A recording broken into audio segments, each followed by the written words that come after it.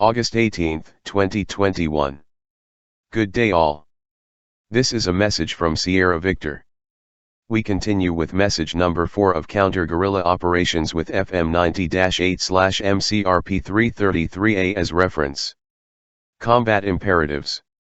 The 7 combat imperatives of air-land battle doctrine find their basis in the principles of war. These imperatives are: ensure unity of effort. The principles for this imperative are the objective, unity of command, and simplicity.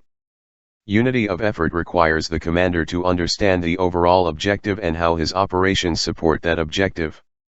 He applies the principles underlying this imperative in such a way that the effects of his operations are not a detriment to attaining the overall objective. Direct friendly strengths against enemy weaknesses. The principles for this imperative are maneuver and surprise. The commander minimizes and protects his weaknesses and uses his strengths against the guerrilla's weak points.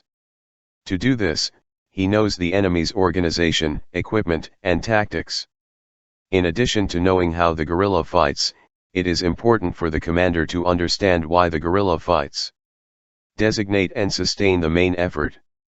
The principles for this imperative are mass and economy of force. Own forces cannot be everywhere at once. It cannot do everything at once. Priorities are set at tactical and operational levels to determine where the main effort is to occur and what goal is to be achieved. Sustain the fight. Own forces may have to operate for extended periods on limited logistics. To sustain momentum, the commander deploys forces in adequate depth and arranges for service support when needed. The commander is audacious and presses soldiers and systems to the limits of endurance. Move fast, strike hard, and finish rapidly. The principles for this imperative are maneuver and mass. Speed and mobility are essential. To avoid detection, forces must employ deception techniques, communications security, ComSec, and operations security, OPSEC. While the overall conflict may be prolonged, the tactical operations are executed with speed to retain initiative and freedom of action. This is balanced against the need for patience. Use terrain and weather. The guerrilla force is familiar with the terrain and comfortable with the climate. Reconnaissance and intelligence, if accomplished effectively, give the commander a decisive edge in anticipating difficulties with terrain and weather.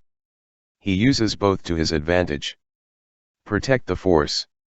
Successful commanders preserve the strength of their force.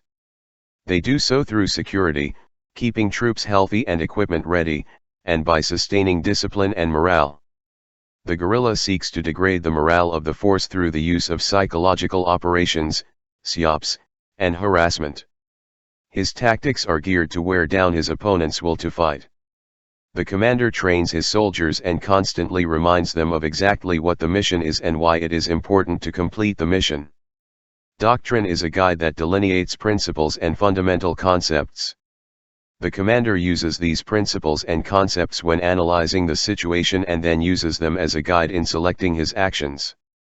In our next message we will look at the threat. Due to WhatsApp audio note length, we do our messages in ±8 minute segments to have full impact. Please visit our Dropbox account for all our previous material. Links can be obtained from any admin on the Sierra Victor groups. Thank you for listening or reading this message. Please feel free to use and distribute as needed. Our messages are not by any means enticing you to a revolution of sorts, but rather to equip you with the necessary theoretical background in order to assist local armed forces or police in stabilizing a SHTF situation. We wish you well. Sierra Victor.